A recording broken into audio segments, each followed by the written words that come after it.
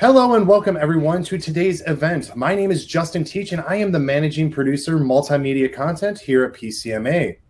The Meet Minneapolis team are working on an annual meeting they host for industry partners in February 2021, and it will be a 100% virtual event.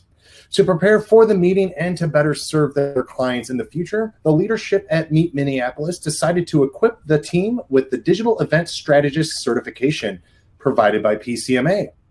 Now with us here today are Erica Bergum, Destination Service and Events Manager, Megan Wahman, the Marketing Manager, and Colin Brereton, Senior Supervisor in Technology and Exhibitor Service at Minneapolis Convention Center. This power team took the challenge, got certified as a Digital Event Strategist, and are working fast and furiously on the upcoming digital meeting. Today, we will hear from them about their challenges they're facing to plan a virtual meeting in the COVID-19 era, how the Digital Event Strategist certification helps them in the process, and their take on destination marketing organizations' role in the new normal. Now, before we jump into the questions, I first want to give a warm welcome to the team from Meet Minneapolis. I want to welcome everyone to the line, Erica, Megan, and Colin. I'm thrilled for you all to be here. Erica, please tell us a little bit about what you do and a little bit about yourself. Yeah.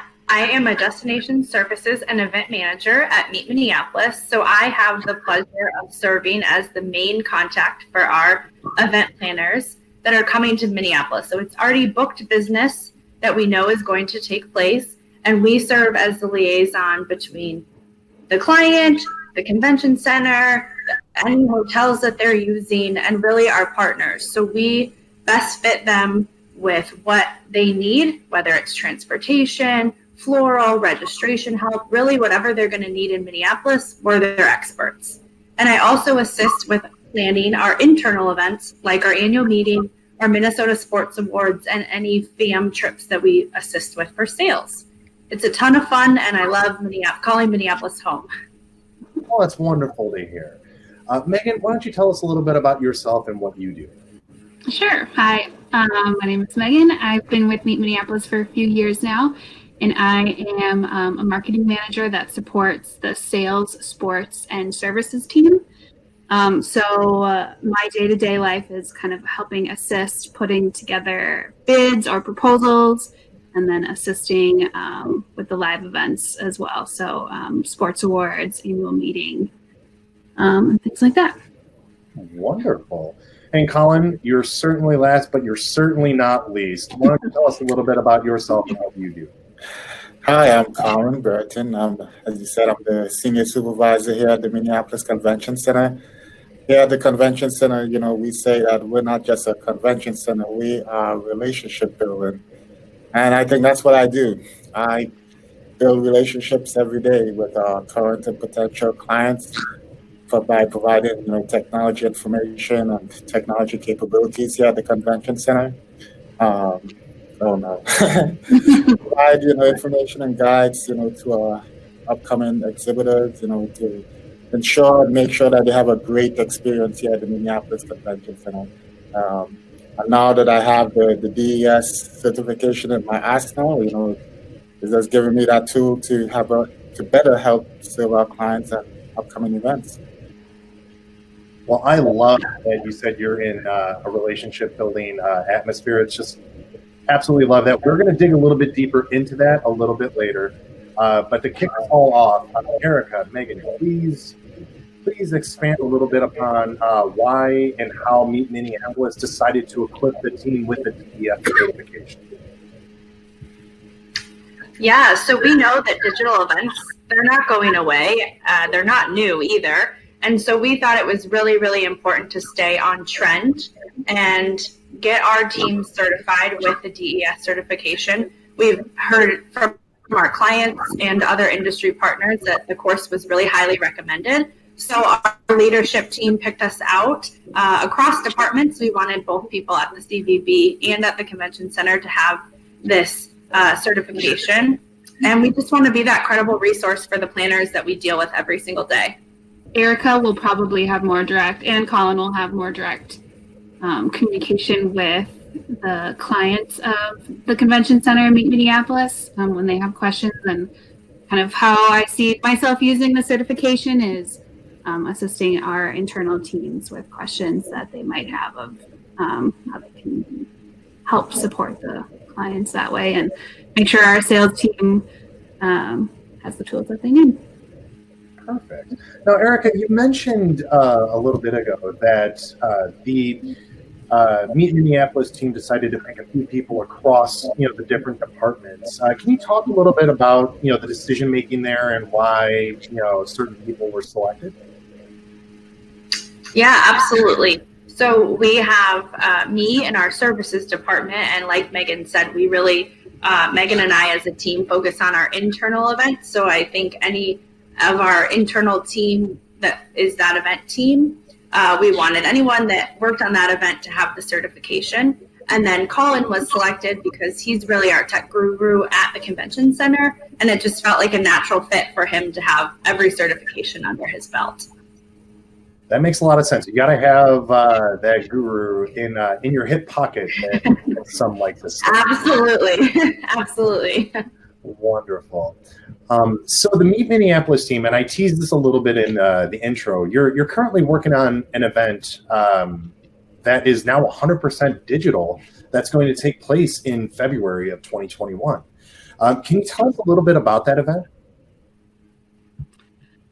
Sure, I can tell you a little bit about it. So this is the Meet Minneapolis annual meeting. The audience that comes to this are our partners, as well as everybody ranging from hotels to florists and people that partner with us throughout the year. And it's really kind of our state of the state meeting, or the state of the city meeting, if you will, of kind of what we've done and accomplished throughout the year. Normally it's in person at the convention center. This year, obviously, we'll be taking it virtual for the first time. All right, perfect. Now, are you nervous about taking it virtual?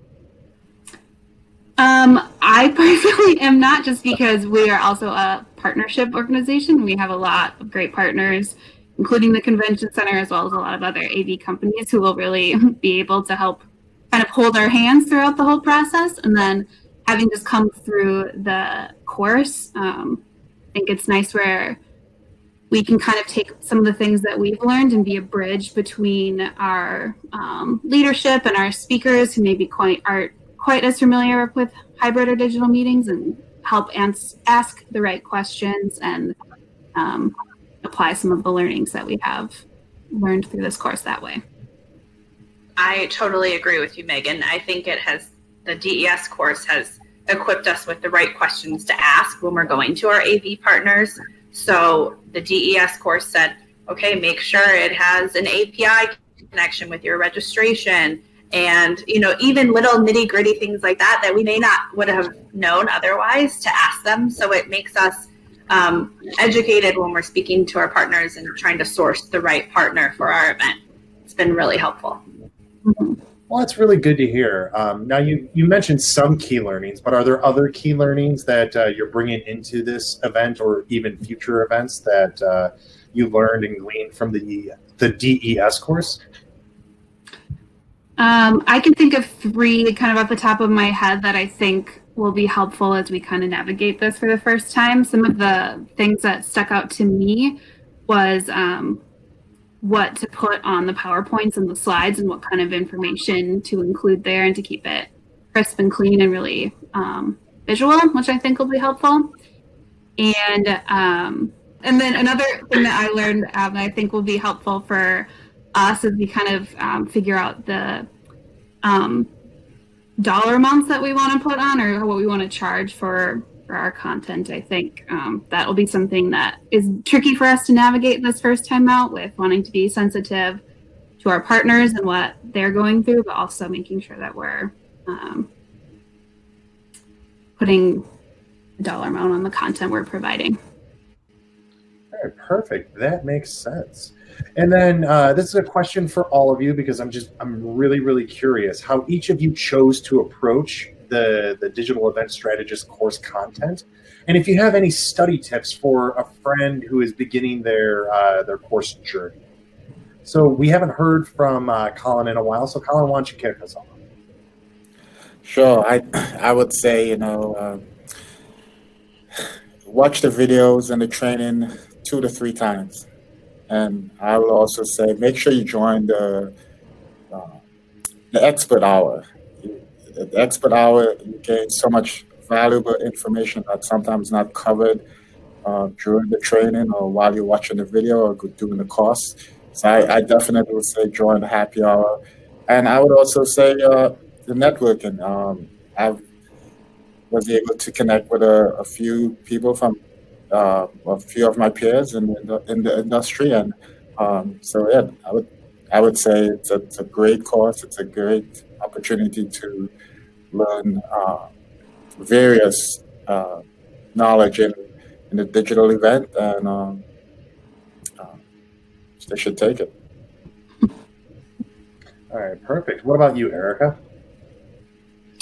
I agree with Colin. I think prioritizing those expert hours every week is worth every bit of the course. They are so helpful to hear directly from them, and they really expand on the content more than what you hear in the videos. So definitely prioritize the industry hours with the experts. And then also really use that workbook that PCMA created. It's super helpful when you get ready to take your exam to look back at your notes and filling in the questions on the workbook. Really did help me pass my exam. So don't get nervous. Just really prioritize and block your time, and you'll be well on your way to success. Oh, that's really good to hear. Megan, what are your thoughts? I can't remember who the speaker was, but they prepped us for taking the test by suggesting we go back and watch some of the videos that we had issues with when we were taking those mini exams.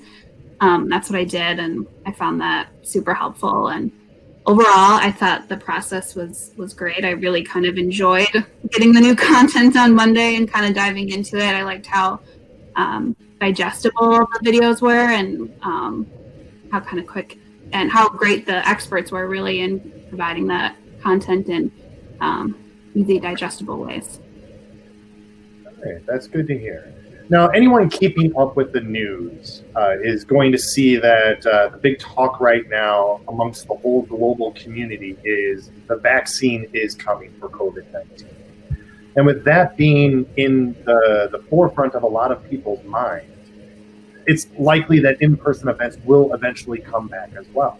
So from a destination's perspective, I'm curious, how will events evolve, in your opinion, in a post-COVID world?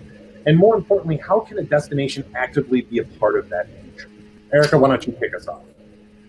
Yeah, absolutely. It's really hard to speculate on a question exactly like that, but I think you're right. Someday in-person events will come back, and we are so excited for that because there are just portions of virtual events that can't have the networking aspect of being in person. But I also think it's really great for a destination like us to lean into the hybrid world. Hybrid's not going to go away. It's going to be a great resource for planners to have for those attendees that can't necessarily travel, even when we have vaccines due to budget constraints or whatever it may be. So you're really expanding your audience. So I think the focus right now is hybrid and learning how we can do that really, really well, especially with the things we've learned from the course, and focus on that and be eagerly awaiting in-person events when they do come back. And I love your philosophy on it, Erica. I really do. And I do believe the future is hybrid. There's always going to be a digital component. And although I think in-person events are going to be a boon for the economy, obviously, in the very, very beginning, there's always going to be, those smaller destinations or smaller companies that will not have the budget to send someone to a wonderful city like Minneapolis. So to be able to still give them that experience, I think is going to be key. And I love that Meet Minneapolis seems to be taking a digital and hybrid approach to, events going forward in the future. And then finally, I'm wondering if a friend or a colleague is on the fence about taking the DES course, what would each of you say to convince them? I would say the DES course offers much more information and knowledge. Coming into it, you would think you're just going to learn about digital and virtual events, but it's much, much more than that. Some of my key takeaways about learn about the strategic planning, developing the right platform, not developing, but selecting the right platform. There was so much information, and I'm going to take this information and apply it to my knowledge and technical knowledge that I have, and I know it's going to better serve upcoming clients. So that's really good to hear. And to circle it back to what you said in the very beginning about relationship building, I feel like having a hybrid experience is going to help further those relationships because you're going to be able to reach more people. Mm-hmm. Erica, what are your thoughts? I would tell them to just register, invest in yourself, invest in the future of hybrid, sign up for the course and do it. I think there are some real tangible takeaways that you're able to apply right away. We were able to, as we were taking the course, apply it for our in-person general managers and director of sales meeting that we held in person and virtual. And it was really Megan, Colin, and I. Megan and I ran the program and the virtual, and Colin made sure that the attendees in the room saw what the virtual attendees were. He was that behind the camera tech guru, like I talked about earlier. So it was really successful to be able to show that we can do hybrid events. And we applied our learnings from the course. We were in the middle of taking our exam when that event happened. And so I would tell them, do it. It's worth every penny. Wonderful. That is great to hear. And Megan, what are your thoughts? What would you tell a friend about the DES course? Sure. I think we're all really lucky that Meet Minneapolis and the Convention Center continues to be interested in investing in our continued education and making sure that we have these opportunities. So I would say if anyone else has an opportunity to take this course, to do it, just because it's always good to add other tools and learnings to your arsenal, and it will only benefit you as you continue on with your career. I couldn't have said it better myself. Well, thank you so much, Erica, Megan, and Colin, for letting us in on this exciting journey of designing a digital experience using the knowledge from the Digital Event Strategist course. Best of luck to your event in February. I can't wait to hear all about it. Now, if you want to know more about how the DES course can help you or your organization pivot in the new normal, please visit the following web address, www.pcma.org/DES.